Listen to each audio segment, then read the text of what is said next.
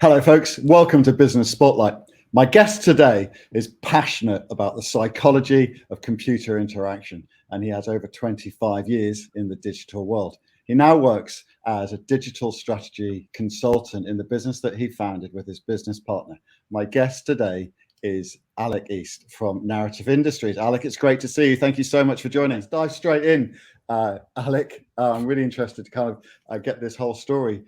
Can you tell me how you came about starting Narrative Industries? Well, Narrative is the fifth company I've been a founder of. It came about purely by accident. My business partner and I met at a company that ultimately lost a major client in the banking crisis, and we had to decide what to do. So everyone was getting made redundant. It's like, well, should we do something on the basis that we wanted to try and get things? We wanted to try and make sure that people use the internet properly. And we find that a lot of people, some of the clients that we worked with in the past, would waste fortunes, waste stupid amounts of money doing silly things. And we thought, well, actually, why don't we try and help businesses do business better on the internet?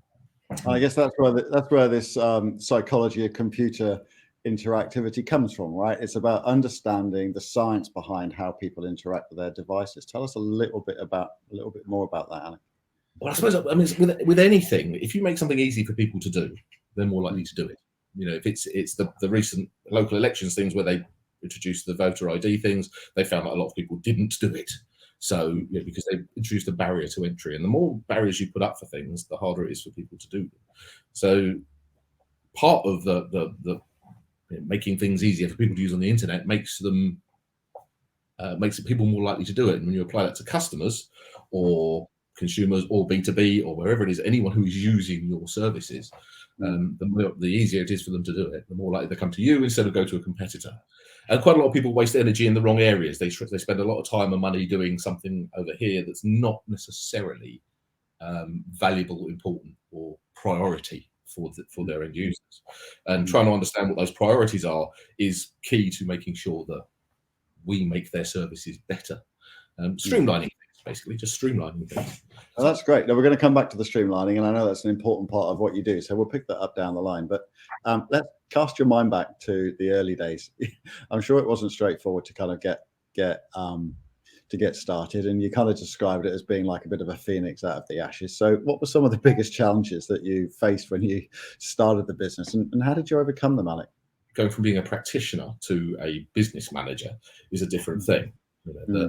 Suddenly you find yourself, particularly now that we're not a big agency, but we're a reasonable size, we're having to deal with things like pensions and health and safety and really tedious things that you never think about that aren't part of your normal way of working.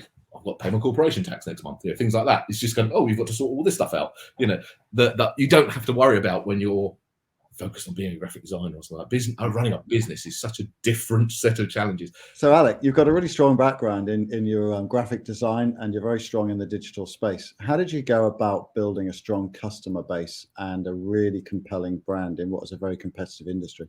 A lot of our clients tend to stay with us for a long time. We build good relationships with the people we work with. But going back to what we said about the original tenet of the business, trying to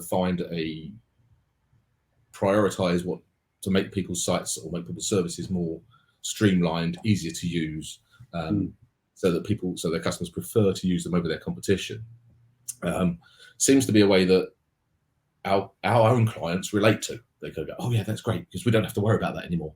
No, that's working. Something that comes across really clearly, though, from what you've said so far, is that you're very driven around getting results for your clients by making things easier. How do you foster innovation and creativity within your company? Interesting enough, a lot of that actually comes from the staff. They can't quite often turn around in their own way, in their areas. They're going, there's this thing that does that. And fascinatingly, we're in the studio, when we worked we're now working from home, everyone's working from home, but when we're in the studio, that sort of collaborative input from everybody would be almost fundamental to how we did that. Someone would discover something and say, can we do this? And then someone would mention it to somebody else, someone would talk about something, and there'd be a hell of a lot of discussion. Because quite often the best ideas aren't necessarily new, they're just new applications of something. And so what we found was, with all of the different people's knowledge in the business, and our clients' knowledge as well, because that's something else that keeps you on your toes. We get all this input into things, and you suddenly go, oh, spotting the opportunities here and spotting that there, and finding this here and finding that there, because that's what you're looking for. You're looking for the opportunities. You mentioned 28 years of experience. There's a lot of deep experience there. If you cast your mind back over that journey, has there been a pivotal moment or a decision that significantly impacted the growth of the business or the journey that you went on? I suppose probably the most interesting about narrative for me is probably Chris, my business partner. And it's going to sound like a really weird sort of pivotal moment, but when we met at our previous employers, there was just this sort of striking meeting of minds type thing. The dynamic between me and Chris is it's a special relationship. He's wonderful. He's brilliant. He in himself is an inspiration to me. Like every business partner, you have your arguments, you have your things, and we actually argue quite a lot. It's often said, sometimes you need a break up or a break apart before you can get a breakthrough, right? And I'm sure it's not been a bed of roses all the way along. So, there would have been some failures, there would have been some setbacks. How do you handle that? And what have been your lessons from it? You have to be willing to make the mistakes. You have to be willing to fail occasionally. Because if you'll never discover a new land if you won't sail beyond the horizon. Basically, you have to be willing to take a risk. I don't think there is really a secret to dealing with it other than not beating yourself up over it. Really, I mean, you learn from the mistakes. You've got a lot of clients. You've got a big team. You also told me off camera that you're a busy dad too. So how on earth do you avoid burnout, right? It's very common in entrepreneurs and people in your situation to get burnout. How do you avoid that? So prioritizing stuff is probably the how I try and balance that. Managing time and trying to keep an eye on what's important and what's not important. And I'm not going to say that I actually succeed in that all the time, because I'm pretty sure I know for a fact that I don't. I know there are times that it gets to the end of the day, I think, actually, you know what? I didn't need to do all of that. I should have been helping my daughter with her homework or something, or doing something else. I should be doing that. So, Alec, your business is all about helping your clients to get growth, right? Can you share any strategies either for your business or that have worked well in your business or in your clients' businesses that are really good growth strategies that you'd recommend to anybody who's watching? This goes back to what we were saying earlier about making things easier for people to use, streamlining workflows, streamlining processes, automation, that side of things. That's really where our skill lies. We integrate online systems, web applications and things with back office inventory things, or booking systems, or ways of tracking various different parts of your business. Enterprise management software, stuff like that, that takes the manpower out of it. It takes the reliance on people to do things. Thinking a bit about people for a moment, what role has networking and building strong relationships had in growing your business? I didn't know how to network. I still don't know how to network. I never used to know how to network. I would go to the pub and I would meet people, and I would have interesting conversations. And I just happened to be at the right parties, at the right places, at the right times. Didn't realise that was what was happening. I just seemed to happen to me. But the relationships part of it actually seems to be quite easy, because once I actually get to meet those people, meeting them in the first place is the difficult part. That used to happen all the time by accident.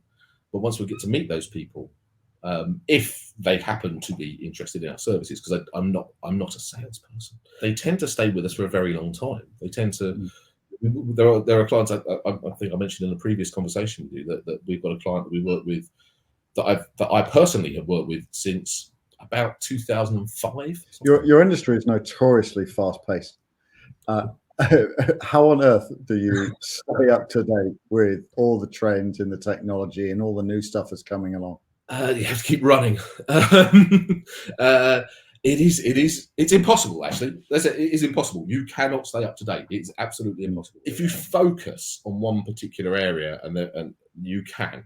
And I think, as we said earlier on, there are people who, as you mentioned with the innovation part of it, if you're offering something that you go, this is all we do and we do this one thing, you can just follow the updates in your discipline. I mean, running a business isn't like driving a car or taking a train down a track. It's like sailing a boat. You get blown in different directions. You know, the tides take you over there. You have to change course and go that way. And sometimes you're blown so far off course, you go, well, actually, you know what, I'll just set a new destination.